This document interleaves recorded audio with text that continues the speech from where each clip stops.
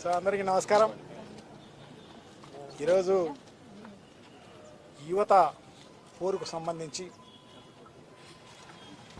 వేలాది మంది ఈరోజు పాల్గొన్న స్టూడెంట్స్కి అయితేనేమి, కార్యకర్తలకైతేనేమి, నాయకులకైతేనేమి అందరికీ కూడా పేరు పేరున నమస్కారాలు వ్యక్తపరుస్తున్నాం. సో అదే కాకుండా ఈ సంవత్సరం ఈ ప్రభుత్వం అధికారంలోకి వచ్చి దాదాపు 11 నెలలు కావస్తోంది. చెప్పిన మేనిఫెస్టోలో చెప్పిన ఒక్కటి కూడా అమలు చేసిన పరిస్థితి లేదు. సూపర్ 6 అని చెప్పేసి ఫోకస్ చేసింది సూపర్ 6, కానీ 143 హామీలు ఇవ్వడం జరిగిందన్నమాట ప్రభుత్వం నుంచి. ఈ చంద్రబాబు నాయుడు గారు అయితేనేమి, ఈ కూటమిలో ఉన్న నాయకులందరూ కూడా దాంట్లో ఒక్కటి కూడా అమలు చేసిన పరిస్థితి లేదు.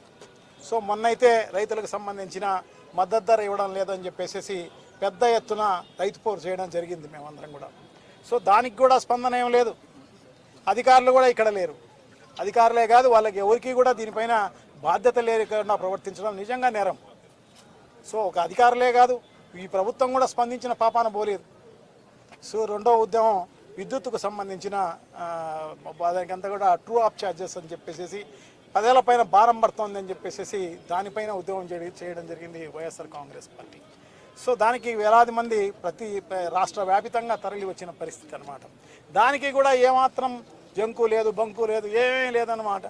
₹1 తగ్గించిన పరిస్థితి కూడా లేదు. సో ఇట్లాగే ఉంటే ప్రజలు ఖచ్చితంగా మీకు చొక్కాలు పట్టుకునే కార్యక్రమం తప్పకుండా జరుగుతుంది. మీరైతే ఏదైతే బీరాలు పలికినారో అవన్నీ కూడా అమలు చేయాల్సిన అవసరం తప్పకుండా ఉందన్నమాట. సో దానికోసం ఎదురు చూస్తున్నారు ప్రజలు. వాళ్ళ ఓపికను పరీక్షించబాకండి. వాళ్ళ ఓపికను పరీక్షిస్తే నిజంగా కూడా మిమ్మల్ని అందరినీ కూడా వాళ్ళ చొక్కా పట్టుకొని నిలదీయాల్సిన అవసరం తప్పకుండా ఉంటుంది. గతంలో కూడా నారా లోకేష్ చెప్పినాడు, ఈ మేనిఫెస్టోలో చెప్పినట్టు అన్నీ కూడా ఖచ్చితంగా మేము అమలు చేస్తాం, ఇవన్నీ కూడా క్యాలిక్యులేట్ చేసాం మేమంతా కూడా, ఈ డబ్బులు అమలు చేసే అవకాశం ఉంది కాబట్టి మేము చెప్పినాము అని చెప్పేసి గొప్పగా చెప్పినాడు. ఒకవేళ చేయకపోతే ఖచ్చితంగా మా చొక్కా పట్టుకునే దానికి మేమంతా కూడా ఉన్నాము అని చెప్పేసి చెప్పడం జరిగింది అనమాట. నిజంగా కూడా అంత మాట చెప్పిన లోకేష్ మరి ఇప్పుడు పలకడం లేదన్నమాట, కానరావడం లేదు అసలు.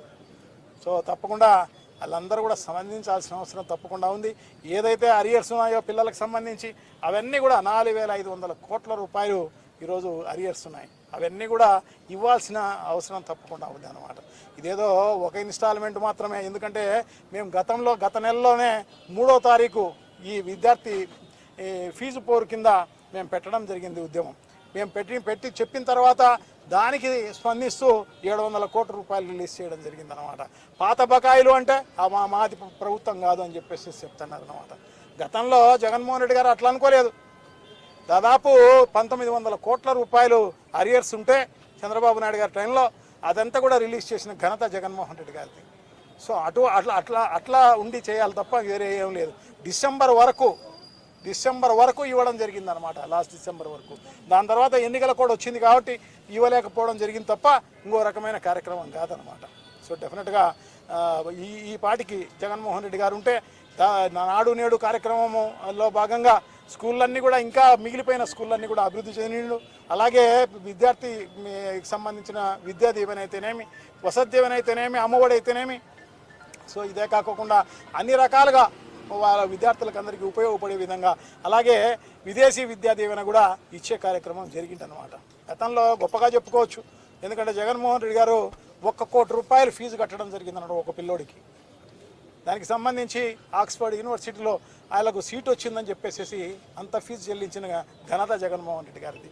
ఎందుకంటే ఎందుకంటే విద్య ఉంటే వాళ్ళ పిల్లలు భవిష్యత్తు, కుటుంబ భవిష్యత్తు, ఈ రాష్ట్రంలో అందరూ కూడా బాగుపడే కార్యక్రమం జరుగుతుంది, భవిష్యత్తు వాళ్ళదే అని చెప్పేసి జగన్మోహన్ రెడ్డి గారు చిత్తశుద్ధిగా నమ్మినారు. కాబట్టి ఇంత పెద్ద ఎత్తున విద్యపైన ఫోకస్గా చూసి చేయడం జరిగిందనమాట.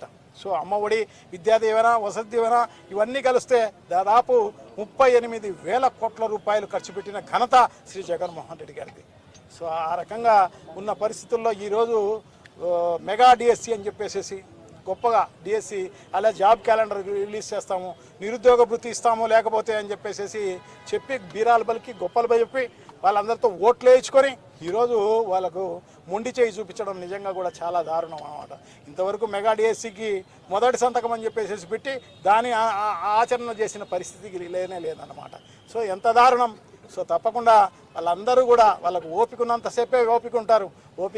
ఓపిక ఎప్పుడైతే నశిస్తుందో ఖచ్చితంగా చొక్కాలు పట్టుకునే కార్యక్రమం త్వరలోనే ఉంది, రాబోయే రోజుల్లో ఖచ్చితంగా జరుగుతుంది అని చెప్పి తెలియజేసుకుంటూ, ఇప్పటికైనా బుద్ధి తెచ్చుకొని ఈ కూటమి ప్రభుత్వం డెఫినెట్గా స్పందించాల్సిన అవసరం తప్పకుండా ఉంది.